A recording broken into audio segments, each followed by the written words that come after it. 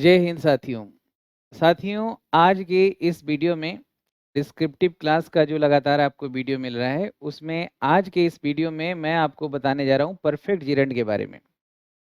Perfect gerund, gerund से तो आप फेमिलियर हो चुके हैं कि जीरंड जो वर्ब का आईएनजी फॉर्म है और वो नाउन ही हो सकता है ग्रामेटिकली। और जब ये नाउन होता है तो ये वर्ब का ऑब्जेक्ट बनता है, वर्बियल ऑब्जेक्ट, वर्बियल कॉम्प्लीमेंट, और ये वर्ब का सब्जेक्ट भी बनता है और प्रीपोजिशन का ऑब्जेक्ट यानी प्रीपोजिशनल ऑब्जेक्ट भी बनता है। यानी कि जीरंड है तो ये नाउन है। कोई भी पार्ट ऑफ स्पीच पढ़ें तो उसका ग्रामेटिकल क्लास को समझने का हमेशा प्रयास करने का कोशिश करना है। तो आज के इस वीडियो में जो मैं डिफरेंसेस बता रहा हूँ जीरंड और परफेक्ट जीरंड के बारे में, वो आप समझिएगा।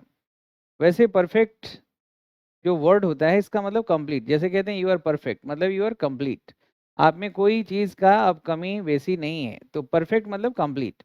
तो परफेक्ट जैसे आपने पहले भी टेंस में पढ़ा है, प्रेजेंट परफेक्ट टेंस पढ़ा है ना, past perfect tense, future perfect tense. तो परफेक्ट हमेशा दिखाता है कंप्लीटेड एक्शन। प्रेजेंट परफेक्ट यानी प्रेजेंट में जो हम बोल रहे हैं इसके पहले कोई कंप्लीट हुआ है, परफेक्ट हुआ है काम। पास्ट परफेक्ट यानी पास्ट के घटना के पहले कोई काम पूरा हुआ है, पास्ट परफेक्ट। फ्यूचर परफेक्ट यानी फ्यूचर के कोई घटना के पहले काम हुआ है। यानी परफेक्ट जहां भी लगा है वहां पे एक्शन परफेक्टेड है, कंप्लीटेड है। तो उसी तरह से ये जो हम परफेक्ट जीरंड पढ़ रहे हैं या परफेक्ट इन्फिनिटिव हमने देखा है या परफेक्ट पार्टिसिपल आपने पढ़ा है, इन सब को आप एक ही बात से समझेंगे कि जहां भी परफेक्ट इन्फिनिटिव है तो वहां पे भी जो वाक्य का जो मेन वर्ब है उसके समय से रिलेट करना पड़ेगा कि उसके समय के पहले परफेक्ट इन्फिनिटिव वाला एक्शन हुआ है।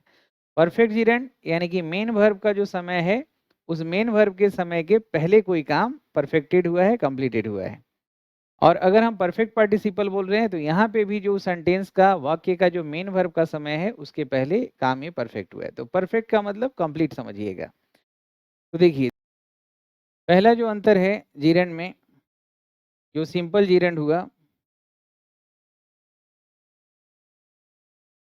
और एक परफेक्ट जीरंड हुआ, हम दोनों चीज आपको बताएंगे, एक्टिव और पैसिव वॉइस दोनों।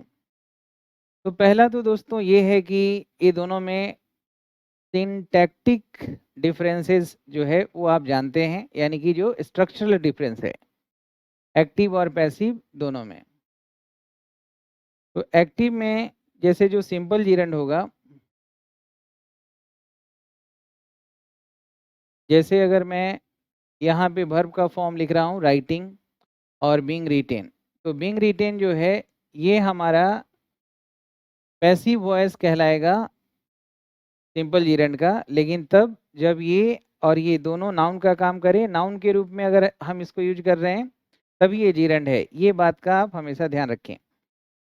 अगर मैं परफेक्ट जीरंड की बात कर रहा हूँ तो इसका स्ट्रक्चर जो होता है हैविंग रिटेन,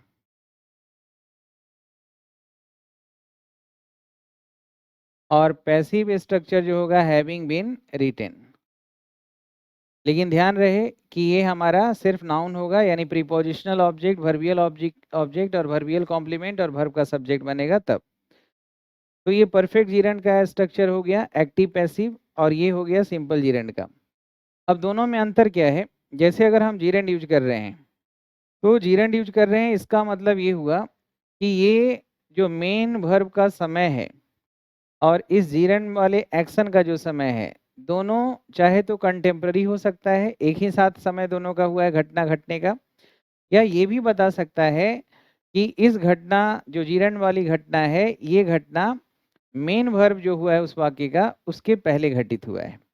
लेकिन परफेक्ट जीरंड की अगर हम बात करेंगे तो परफेक्ट का मतलब क्या होता है आपको पता है ना, आपने पहले भी पढ़ा है, present perfect tense, past perfect tense और फ्यूचर परफेक्ट टेंस। तो प्रेजेंट परफेक्ट टेंस का मतलब क्या हुआ कि जो प्रेजेंट में जो अभी समय चल रहा है, तो जिस पॉइंट ऑफ टाइम में हम बात कर रहे हैं इस पॉइंट ऑफ टाइम के पहले कोई काम हुआ है, तो यानी प्रेजेंट के पहले, प्रेजेंट परफेक्ट। और पास्ट परफेक्ट टेंस का मतलब क्या हम समझे थे टेंस में, कि पास्ट का कोई भी घटना है उस घटना से हम टाइम के अनुसार रिलेट करके दूसरे घटना को देख रहे हैं कि पास्ट का जो घटना हुआ है उस घटना से पहले कोई घटना हुआ, यानी पास्ट परफेक्ट टेंस।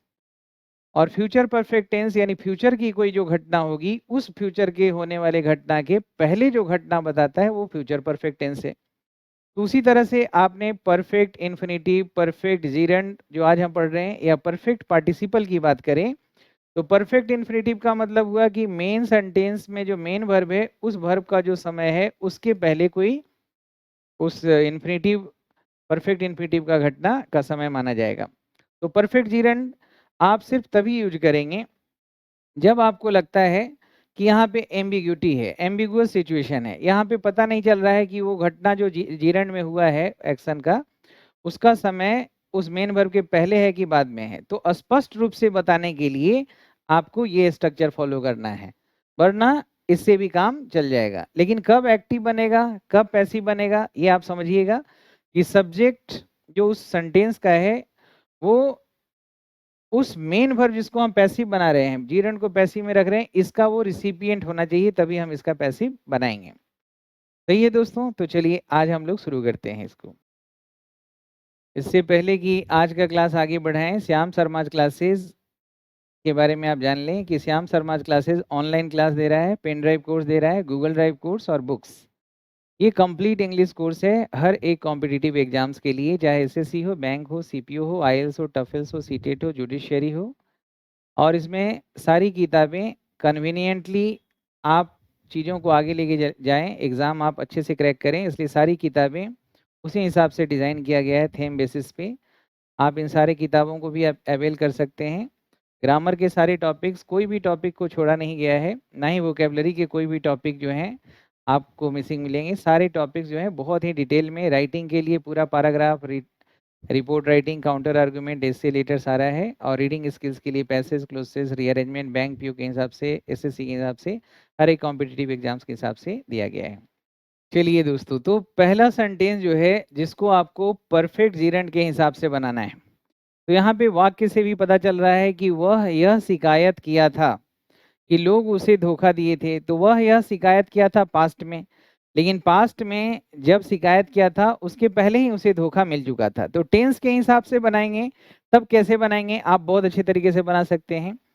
वह यह शिकायत किया था तो हम लिख सकते हैं कि ही कंप्लेन्ड इट दैट लोग उसे धोखा दिए थे, पीपल हैड डिसीव्ड हिम। ये टेंस के हिसाब से है। तो जैसे टेंस है उसी तरीके से जो नॉन फाइनाइट वर्ब हैं इनको रिलेट करके देखना होगा, कैसे चीजें आसान हो रही। इतना लंबा तरीके से आपको बोलना होता। ही कंप्लेन्ड इट, यहाँ जरा ध्यान से देखिएगा, वह शिकायत किया था, इस वर्ब का ये सब्जेक्ट जो है डूअर है, वह यह कंप्लेन किया था। तो जब कंप्लेन किया था उसके पहले यह घटना हो गया था ना, तो हमने इसको पास्ट परफेक्ट में बनाया। ठीक है, अब यहाँ पे जो इस वर्ब का जो सब्जेक्ट है ये है, तो ये जो है हमारा डूअर है इस वर्ब का, और ये इस वर्ब का जो डूअर है ये है। तो ये जो है इस वर्ब का क्या है, धोखा देने वाला तो ये लोग थे और धोखा पाने वाला ये तो रिसिपिएंट हो गया। तो इसको हम पैसिव वॉइस में अगर बनाएंगे तो किस तरह से बनाएंगे, तो इसको हम ऐसे लिख सकते हैं कि ही कंप्लेन्ड, और कंप्लेन के साथ जरूरत के हिसाब से प्रीपोजिशन जो हम लगाते हैं वो लगाते हैं ऑफ। तो ही कंप्लेन्ड ऑफ हैविंग डिसीव्ड लिखें या हैविंग बीन डिसीव्ड लिखें, बताइए। आपको ये भी बताते चलना है having been deceived. He complained of having been deceived, क्यों यहाँ पे हमने ऐसा लिखा, हैविंग के जगह साथ अगर बीन हटा देते तो क्यों गलत होता, क्योंकि ये जो वर्ब है ना, ये जो एक्शन वर्ब है, इसका जो ये सब्जेक्ट बना ये इसका रिसिपिएंट है, धोखा देने वाला नहीं है, ये धोखा प्राप्त करने वाला है। तो पैसिव में बनाना पड़ेगा अगर इस वर्ब का सब्जेक्ट अगर रिसिपिएंट हो। तो हमने हैविंग बीन डिसीव्ड लिखा। तो बीइंग डिसीव्ड क्यों नहीं लिखा, क्योंकि दोनों एक्शन एक साथ तो नहीं चल रहा है ना। तो यहाँ हमें स्पष्ट करने के लिए सिर्फ हम इसलिए परफेक्ट जीरंड का प्रयोग करते हैं कि हमें ये बताना होता है कि जो मेन वर्ब का जो समय है उसके समय के पहले ही ये घटना घटित हो चुका है। तो ऐसे में हमें स्पष्ट रूप से परफेक्ट जीरंड लगाना है। अब एक्टिव और पैसिव ये पहचानना है कि इस वर्ब के साथ सब्जेक्ट का रिलेशन डूअर का है कि रिसिपिएंट का है। आ रहा है समझ में? इस तरह से अगला वाक्य देखिए और ये भी प्रयास करिए कि ये एक्टिव है कि पैसिव है, ताकि आप सही स्ट्रक्चर का यूज कर पाएँ। चलिए, दूसरा सेंटेंस देखिए दोस्तों, इसमें आप ज़रा ध्यान देने का प्रयास करिएगा कि वर्ब के साथ सब्जेक्ट का रिलेशन क्या है। परफेक्ट जेरेंट की ज़रूरत है, एक्टिव स्ट्रक्चर की ज़रूरत है, पैसिव स्ट्रक्चर की ज़रूरत है। हमने यहाँ पे लिखना है टेंस के हिसाब से, पहले हम बता रहे हैं, दोनों हिसाब से लेके चल रहे हैं। She denied it that you had divorced her. ठीक है? तो इस वर्ब का जो सब्जेक्ट है यू है और ये इस वर्ब का सब्जेक्ट डूअर हो गया और इस वर्ब का सब्जेक्ट ये हो गया। तो वह इनकार की थी। जब इनकार की थी उसके पहले ये घटना का समय हमें बताना है, तो हमने पास्ट परफेक्ट में लिखना है यू हैड डाइवोर्स्ड हर। सही है? ये पास्ट परफेक्ट में गया। तो इसी चीज को अगर मुझे बताना हो परफेक्ट जीरेंट के अनुसार, तो हमें एक्टिव और पैसिव कैसे बनाना है। तो ये डाइवोर्स का ये जो सब्जेक्ट होगा, तो ये रिसिपिएंट है, ये डाइवोर्स दी नहीं है, डाइवोर्स इसे मिला है। तो हम इसको ऐसे भी बना सकते हैं, she denied having been divorced by you. अच्छा, ये भी मैं बताते चलूं कि कब ये जो परफेक्ट जीरेंट है, ये वर्ब का सब्जेक्ट कब है, प्रीपोजिशन का ऑब्जेक्ट कब है, और ये वर्ब का डायरेक्ट ऑब्जेक्ट कब है, या फिर ये कब हम इसको वर्बियल कॉम्प्लीमेंट बोलेंगे। तो डिनाइड यहाँ ट्रांजिटिव वर्ब है दोस्तों, और ये हैविंग बीन जो है, हैविंग बीन डाइवोर्स्ड, ये जो है हमारा नाउन है और ये ट्रांजिटिव वर्ब है, तो ये इसका डायरेक्ट ऑब्जेक्ट हो गया। और कोई भी वर्ब अगर प्रीपोजिशन फॉलो करता है और उसके बाद जो जीरन लगाते हैं, नाउन फ्रेज लगाते हैं, तो उसको हम वर्बियल कॉम्प्लीमेंट बोलते हैं। यानी इस वर्ब अधूरा रहेगा क्योंकि सर्टेन प्रीपोजिशन फॉलो करता है और प्रीपोजिशन का संबंध वर्ब से तो है नहीं, उसका संबंध नाउन से है। तो आगे जो नाउन या नाउन फ्रेज आएगा तो प्रीपोजिशन प्लस वो नाउन फ्रेज मिलके वो वर्बियल कॉम्प्लीमेंट होगा, जो उदाहरण में आपको बताएंगे। तो यहाँ पे हैविंग बीन डाइवोर्स्ड को आप क्या बोलेंगे, इस वर्ब का डायरेक्ट ऑब्जेक्ट, और जो ऑब्जेक्ट होगा वो नाउन होगा। अगर हम यहाँ हैविंग डाइवोर्स करते तो गलत हो जाता है, क्योंकि इस वर्ब का सब्जेक्ट यही माना जाएगा और इससे इसका जो संबंध है, डाइवोर्स तो वह नहीं दी है, डाइवोर्स उसे मिला है, तो ये रिसिपिएंट हुआ इस वर्ब का, इसलिए हमें इसे पैसिव स्ट्रक्चर में रखा गया। तो इतना लंबा ना जाके हमने कितना सही तरीके से इस बात को नॉन फाइनाइट वर्ब के जरिए हमने इस बात को कह दिया। तो ये इसका फायदा है। अब जरा अगला वाक्य है, इसको ध्यान से देखिए और बताइए कि इसको हमें एक्टिव वॉइस में बनाने की जरूरत है कि पैसिव वॉइस में। टाइम आपका स्टार्ट हो गया। अब जरा इसको देखिए, मैं परीक्षा पास नहीं कर पाने के कारण परेशान हूं। तो हम यहाँ पे लिख सकते हैं आई एम वरीड, और वरीड के साथ प्रीपोजिशन जो लगाते हैं अबाउट हो जाता है, आई एम वरीड अबाउट। अब यहाँ परीक्षा पास नहीं कर पाना, यानी कि हम चिंतित हैं और परीक्षा हम फेल हो चुके हैं, वो घटना पहले हुआ है। तो परफेक्ट जीरन में हम बना रहे हैं, प्रीपोजिशन के बाद क्या आएगा, ING. I am worried about not having, pass नहीं हुए हैं, not having passed the examination. Passed हमारा ट्रांजिटिव वर्ब है, पास द एग्जामिनेशन। अब ये वर्ब है, इस वर्ब का और ये वर्ब है, इस वर्ब का ये सब्जेक्ट है, इस वर्ब का भी सब्जेक्ट है। रिलेशन देखिए, पास करने वाला कौन है, मैं, तो मैं डूअर हो गया ना इस वर्ब का। तो इसको हैविंग बीन अगर करते तो गलत हो जाता, ये एक्टिव स्ट्रक्चर चाहिए। पास मैं ही किया यानी कि मैं डूअर हो गया, तो पैसिव स्ट्रक्चर कैसे देंगे। तो यहाँ पे सही है, मैं चिंतित हूँ परीक्षा ना पास करने के वजह से, सही है। और ये यहाँ पे कोई ट्रांजिटिव वर्ब नहीं है, एक अकेला वर्ब है, ये हमारा लिंकिंग वर्ब है। वरीड हमारा ऑब्जेक्ट है, सॉरी एडजेक्टिव है, और ये प्रीपोजिशन है, और ये प्रीपोजिशन का ऑब्जेक्ट मानेंगे इसको, प्रीपोजिशनल ऑब्जेक्ट है। लेकिन प्रीपोजिशन के साथ इन सारे चीजों को जोड़ के आप देखेंगे तो चाहे तो ये नाउन फ्रेज होगा, एडजेक्टिव फ्रेज होगा, या एडवर्ब हो जाएगा। तो क्यों वरीड है, तो एडजेक्टिव के लिए आया है, तो ये पूरा फ्रेज को हम एडवर्ब फ्रेज बोलेंगे दोस्तों। आ रहा है समझ में। ऐसे हर एक पार्ट ऑफ स्पीच को ग्रामेटिकली भी समझिए और सिमेंटिकली यानी कि मीनिंग के हिसाब से भी आप चीज़ों को समझने का प्रयास करिए, और खूब खूब सारा प्रयोग आप इन चीज़ों को करें बोलने लिखने पढ़ने में। इससे आपका कॉन्फिडेंस लेवल बहुत अच्छा हो जाएगा। आगे देखिए। चलिए अगला जरा वाक्य है, इसको भी जरा ध्यान से देखिए और बताइए कि यहाँ परफेक्ट जीरेंड का एक्टिव वॉइस यानी having plus V3 having defeated लगाएं या हैविंग बीन डिफीटेड लगाएं, जरा समझने का कोशिश करिएगा।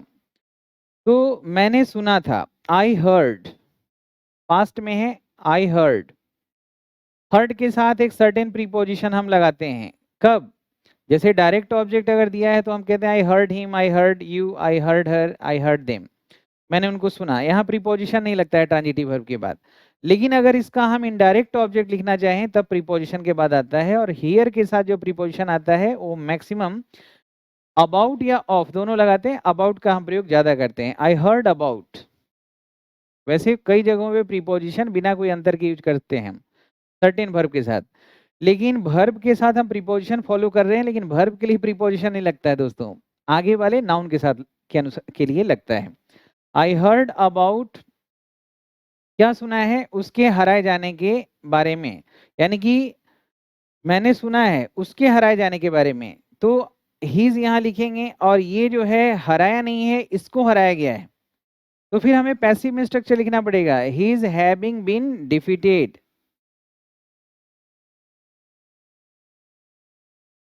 Is having been defeated. आ रहा है समझ में?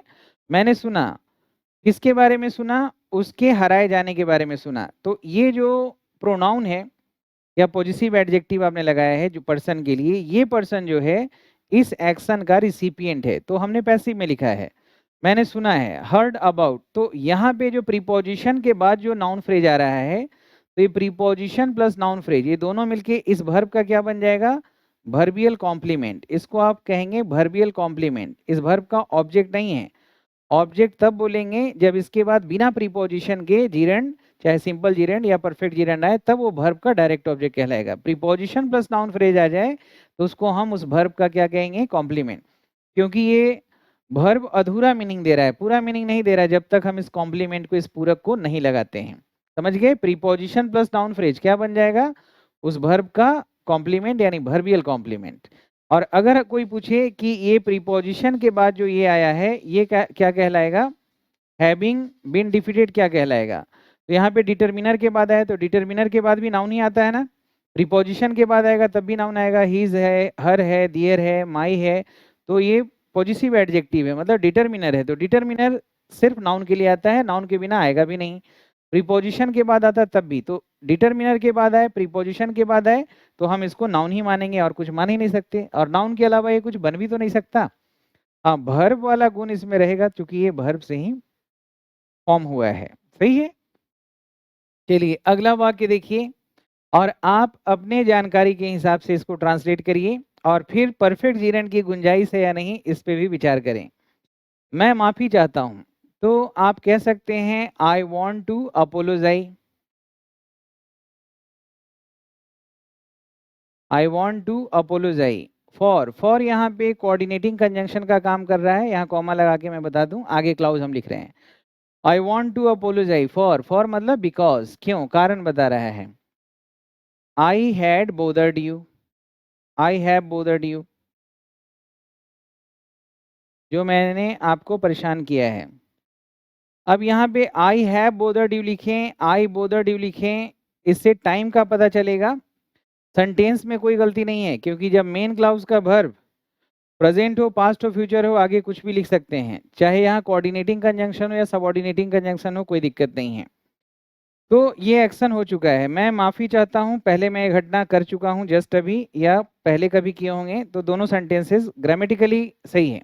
लेकिन इसी को अगर मैं चाहूँ कि परफेक्ट जीरेंड में बनाएं, यानी ये घटना जो हुआ है बोदर करने का वो तो पहले ही हो चुका है ना, तो हम यहाँ पे बनाएंगे। अब ये सोचना है कि बोदर किसने किया है? मैंने किया है, तो मैं डूअर हूँ, तो इस वर्ब से मेरा संबंध डूअर का है, मैं काम करने वाला हूँ, रिसिपिएंट नहीं हूँ, तो इसको हमें एक्टिव स्ट्रक्चर में ही रखना पड़ेगा। बनाइए फटाक से। अब देखिए इसको ऐसे बना सकते हैं, I want to apologise for having been bothered you या हैविंग बोदर्ड यू। तो आपने समझ गए कि बोदर का जो सब्जेक्ट है यहाँ ये हमारा डूअर है इसलिए, और फॉर जो हम पहले सेंटेंस में बनाए थे वो कंजंक्शन था, यहाँ प्रीपोजिशन है। तो अब ये बताइए प्रीपोजिशन के बाद जो हैविंग बोदर्ड है क्या हो गया, प्रीपोजिशनल ऑब्जेक्ट हो गया, सही है। ये प्रीपोजिशन है, प्रीपोजिशन डिटरमिनर के बाद आएगा तो ये नाउन ही आएगा। तो नाउन है तो वर्ब के सब्जेक्ट के रूप में, और कहाँ कहाँ आएगा मैं बार बार बता चुका हूँ। आ रहा है समझ में? चलिए दोस्तों, इसको अगर मैं टेंस के बेसिस पे बनाने की कोशिश करूं तो सिंपली सब लोग बना देंगे कि हम लोग को पछतावा हो रहा था, वी आर रिग्रेटिंग, पछतावा हो रहा है, बिकॉज, कारण बता रहे हैं, because we reached there late yesterday. अब इसी को अगर मैं परफेक्ट जीरंड के हिसाब से बनाऊं तो क्या बनेगा, पहुंचने वाला भी हम ही है, पछतावा करने वाला हम ही है, तो डूअर है, तो यहाँ पैसिव में बनाने की जरूरत है ही नहीं। तो हम लोगों को पछतावा हो रहा है, we are regretting, we are regretting for, कारण के लिए भी फॉर आता है, पर्पस के लिए फॉर आता है, for having reached late, having reached there, पहले प्लेस लिखना है, रीच देयर लेट यस्टरडे, सही है दोस्तों।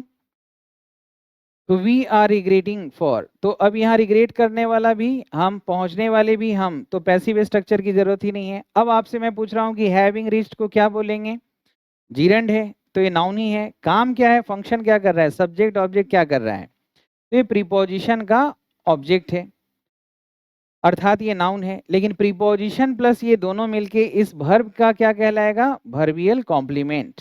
तो ये प्रीपोजिशन प्लस नाउन फ्रेज मिल जाने के बाद या नाउन मिलने के बाद ये वर्ब के लिए कॉम्प्लीमेंट का काम कर रहा है। क्योंकि हम लोग पछता रहे हैं, अब आगे हम कुछ नहीं बोल रहे हैं तो वाक्य अधूरा है ना, तो पूरक चाहिए, कॉम्प्लीमेंट चाहिए, समझ में आ रही है। अब देखिए अगला वाक्य जो है दोस्तों, इसमें आपको परफेक्ट जीरंड एक सब्जेक्ट के रूप में दिया हुआ है, सब्जेक्ट के रूप में हम इसको बना रहे हैं।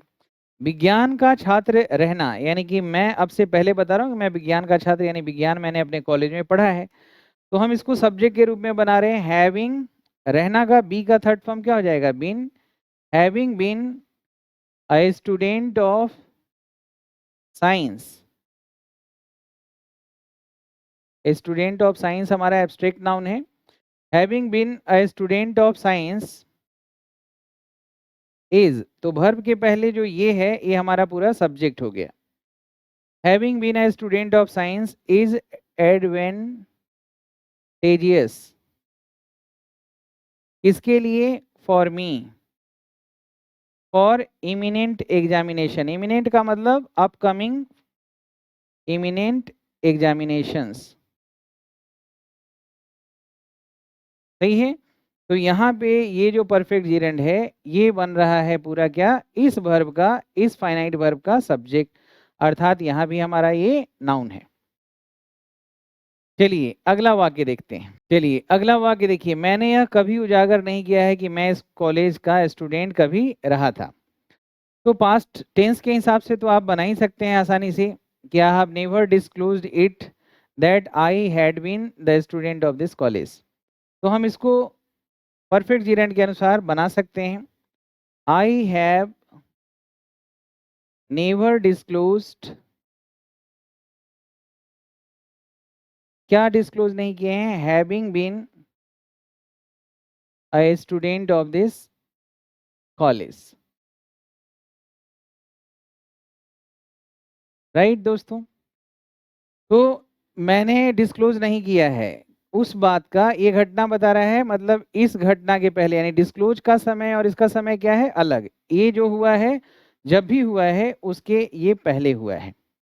तो यहाँ हैविंग बीन क्या हो गया, इस वर्ब का डायरेक्ट ऑब्जेक्ट है, क्योंकि इस वर्ब के बाद कोई प्रीपोजिशन नहीं है ना, तो इस वर्ब का ये डायरेक्ट ऑब्जेक्ट कहलाएगा। समझ में आ रही है, चलिए आगे। चलिए अगला वाक्य है, इसको कैसे बनाएंगे टेंस के अनुसार, मुझे इस बात से नफरत थी, I hated it that I had always been a puppet of his hands, सही है। इसको हम टेंस के जरिए बनाएंगे तो क्या हो जाएगा, I hated it that I had been a puppet of his hands, सही है। यानी कि मैं इससे नफरत करता था, किस बात से नफरत हुआ था कि मैं हमेशा उसका एक कठपुतली की तरह बना रहा, जैसे जैसे बोला वैसे वैसे मुझे करना पड़ता था, उसके इशारों पे नाचता था। इसी को नॉन फाइनाइट के जरिए अगर हम बना रहे हैं परफेक्ट जीरेंड में तो क्या हो जाएगा, आई हेटेड, हेट हमारा ट्रांजिटिव वर्ब है और इसके साथ हमें कोई प्रीपोजिशन लगाने की जरूरत नहीं है डायरेक्ट ऑब्जेक्ट के लिए। आई हेटेड हैविंग बीन हो गया हमारा परफेक्ट जीरेंड, इस वर्ब का direct object. I hated having been a puppet of his hands, ये हो गया पूरा डन। ऐसे बोलिए दोनों सही है। अब ये जानकारी आपको बहुत अच्छे से हो रहा है कि परफेक्ट जीरेंड बोलने का मतलब हुआ कि मेन सेंटेंस के मेन वर्ब का जो समय है उस समय से रिलेट करके देखेंगे तो जो हमारा परफेक्ट जीरेंड के एक्शन का समय होगा वो उसके हमेशा पहले होगा, और इस बात को स्पष्ट करने के लिए हम सिर्फ परफेक्ट जीरेंड का यूज करते हैं। लास्ट सेंटेंस देखिए, नहाने के पहले मुझे खाना बना लेना चाहिए था। मुझे खाना बना लेना चाहिए था मोडाल्स के जरिए बनाएंगे। इमेजिनरी एक्शन है तो हैव लगाएंगे, आई शुड हैव कुक्ड। समय बताना है बिफोर, बिफोर वैसे कंजंक्टिव एडवर्ब भी होता है, कंजंक्शन का काम करते हैं, यहाँ प्रीपोजिशन के रूप में यूज कर रहे हैं before. Before taking a bath, before taking a bath, सही है। तो बिफोर यहाँ प्रीपोजिशन है और before having taken a bath, taking भी सही था, कोई दिक्कत नहीं है, टेकिंग जीरेंड हो गया सिंपल, और हैविंग टेकन लगा रहे हैं तो ये स्पष्ट कर रहे हैं कि इस घटना के कुकिंग के पहले घटना हुआ है, तो दोनों सही है। यहाँ टेकिंग भी बोलें तो कोई दिक्कत नहीं है, सिंपल जीरेंड हो जाएगा, ये परफेक्ट जीरेंड है, दोनों यूज कर सकते हैं बिना कोई अंतर के। जब हमें अंतर स्पष्ट करना है कि मेन घटना के पहले का घटना का समय दिखाना है तब हम हमेशा यही यूज करेंगे। सही है दोस्तों। तो आई शुड हैव कुक्ड, मुझे बना लेना चाहिए था, ये इमेजिनरी एक्शन आपने पढ़ा था ना, should have, would have, might have, must have plus verb का थर्ड फॉर्म जब भी हो तो ये इमेजिनरी एक्शन बताता है, मतलब वो घटना अभी हुआ नहीं है, it was suppose to happen but it couldn't executed, couldn't be executed. तो ये आपका आज का क्लास पूरा हुआ। अब आप ध्यान से पढ़ते रहिए, आपका एक के बाद एक लगातार आपका डिस्क्रिप्टिव इंग्लिश अच्छा हो, रिटेन इंग्लिश अच्छा हो, ग्रामर आपका अच्छा हो, वोकेबलरी अच्छा हो, यानी कि इंटरनेशनली वर्ल्ड क्लास इंग्लिश आपका हो। इसके लिए मैं कोशिश कर रहा हूँ कि हर एक चीज़ों को जिस भाषा में आप अच्छे से समझ सकते हैं उसी भाषा का हथियार बना के मैं आपको अच्छे से एक्सप्लेन करूं, क्योंकि कई बार क्या होता है कि भारी भरकम शब्दों के और भारी भरकम ये टर्मिनोलॉजी के चक्कर में हम जो चीज़ों को आसानी से समझ सकते हैं वो हमारे लिए बर्डनसम बन जाता है। तो मैंने आपके भाषा का एक माध्यम बनाया है हिंदी को, जिसके जरिए मैं आपको पूरा ग्रामर, और बहुत बच्चों ने कहा है कि सर सेंटेंसेस कुछ ऐसे बनाइए जिसमें कुछ इडियम फ्रेजेस वगैरह का भी यूज करना है, सिनोनिम्स का भी यूज करना है, एंटोनिम्स का यूज करना है, बिल्कुल सही है। तो मैं ऐसे आसान रास्ते से आपको लेके चलूंगा कि आपको पता भी नहीं चलेगा सफर का कि कैसे कितना लंबा दूरी आपने तय कर लिया है।